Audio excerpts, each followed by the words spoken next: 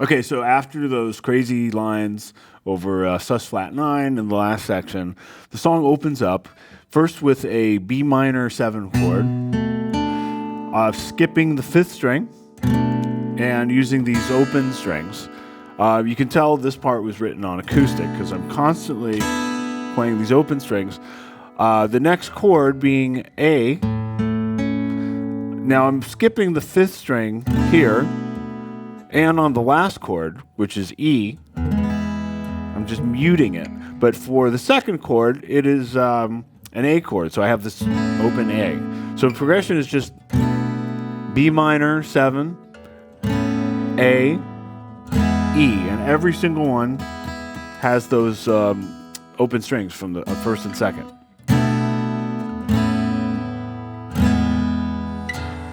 Okay, so it starts out playing the notes individually, but playing the first and second strings together. And now I'm strumming from the 5th string and then from the 6th, skipping the 5th.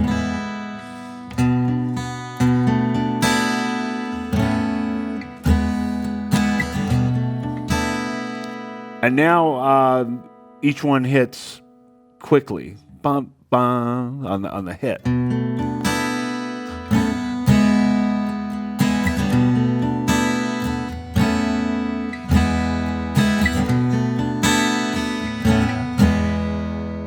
Okay, and that sets up the melody that comes in.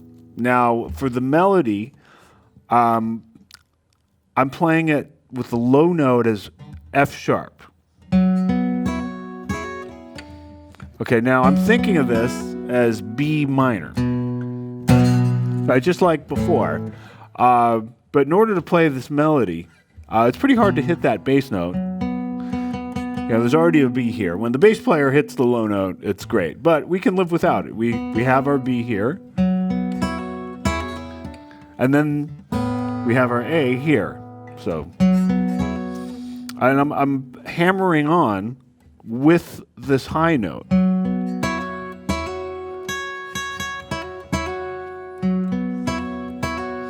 Just gives it character.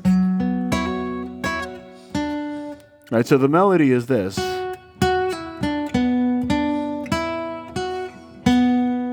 But by adding these extra notes and using open strings when I can, it becomes a very full sounding melody.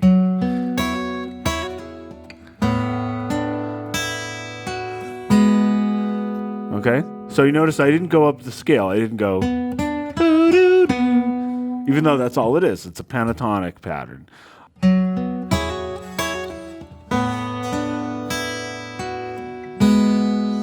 Okay, so it's a 2-note chord.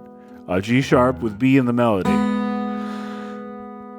And from there, I can easily go to A and back to G sharp using those open strings again. Right? And that's not an unheard of combination of notes, but it sounds good right there. And brings me right back to the F sharp to start that cycle over.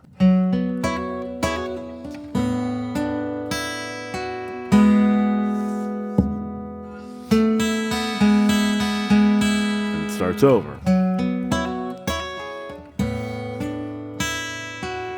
This time, when I hit the G sharp on the 5th string, I'm grabbing the open E string because that's part of the melody. Right? So the melody here, in this point, starts with E with G sharp in the bass, then D at the 12th fret, and then open B. Here it is, medium tempo. Look how the transition is.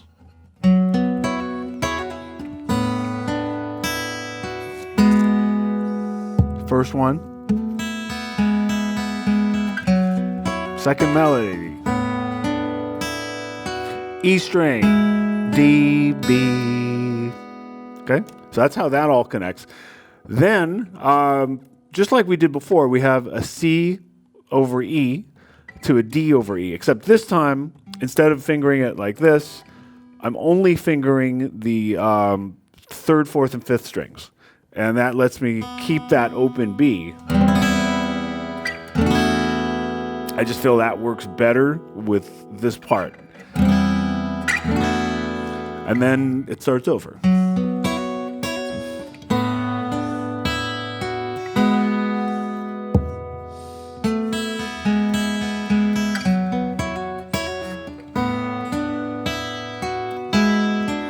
Chords. Remember, I have those low strings, and then it repeats. And now this time, I might do the D first,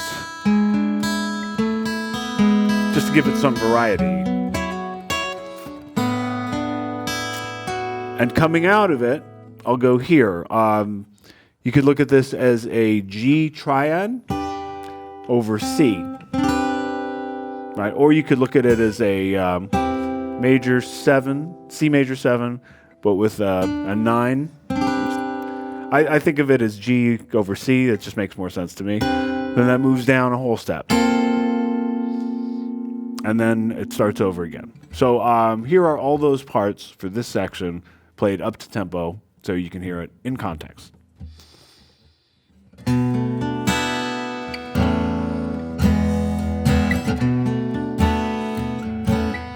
That happens twice, and then it goes here to the melody.